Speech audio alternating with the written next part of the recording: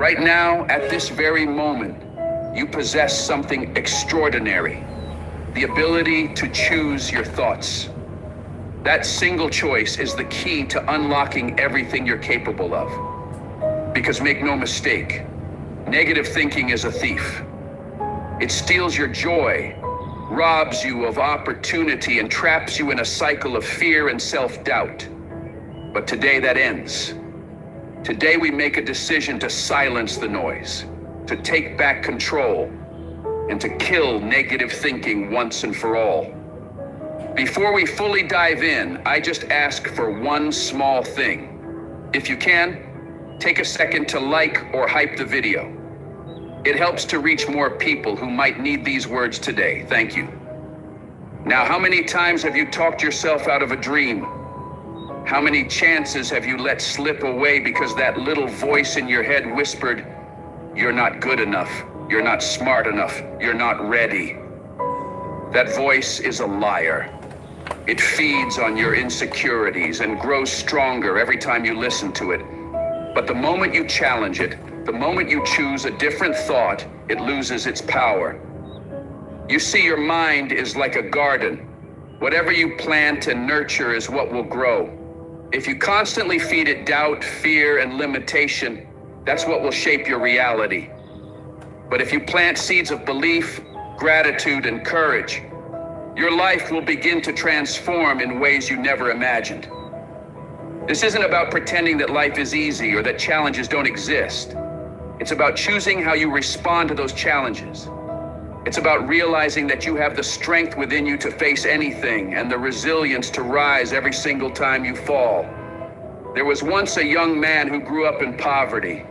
He had every reason to believe that life was unfair, that success belonged to other people. But one day he made a choice. He decided that his circumstances would not define him. He refused to let his environment dictate his destiny. Instead of focusing on what he lacked, he focused on what he could control: his thoughts, his actions, his mindset. Day by day, he worked on himself. When negative thoughts crept in, he didn't let them linger. He replaced them with words of power. He surrounded himself with people who lifted him up, not dragged him down. He filled his mind with knowledge that inspired him, with ideas that pushed him forward. He set goals, he worked tirelessly, and he refused to quit. Years later, that same young man became a successful entrepreneur, a loving father, and a respected member of his community. He didn't get there by luck. He got there by mastering his mind. He killed negative thinking and built a mindset of growth and possibility. And that same power exists within you. You can rewrite your story starting today, but it requires action. It requires discipline. It requires you to become the guardian of your mind, to decide which thoughts get to stay and which ones must go. So how do we do it? How do we kill negative thinking once and for all? It begins with awareness. Most people go through life on autopilot, letting their thoughts drift wherever they please, never questioning whether those thoughts even serve them, but not you. From this moment on, you must become aware of what you're thinking. Pay attention to that voice in your head. What is it saying?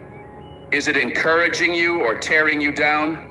Is it empowering you or holding you back? Once you become aware of your thoughts, challenge them. Don't just accept every negative idea as truth. Ask yourself, is this really true? What proof do I have? You'll discover that most negative thoughts are nothing but fear disguised as logic. They aren't facts, they're habits. And once you realize that, you can begin to change them. Replace the negative with the positive. This isn't about lying to yourself. It's about choosing to focus on your strengths instead of your weaknesses, your potential instead of your limitations. For example, instead of saying, "I'm not smart enough to get that promotion," say, "I have valuable skills and experience to offer. I'm going to work hard,